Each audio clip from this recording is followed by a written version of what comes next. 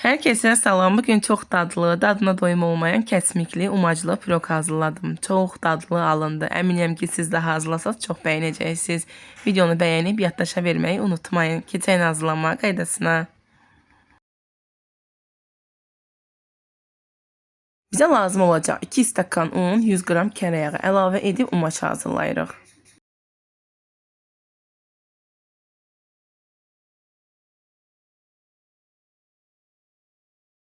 İçliyi üçün bizə lazım olacaq 3 ədəd yumurta, 1 stəkan yarım şəkər tozu, 250 qram kəsmik, 1 paket vanil əlavə edib qarışdırırıq.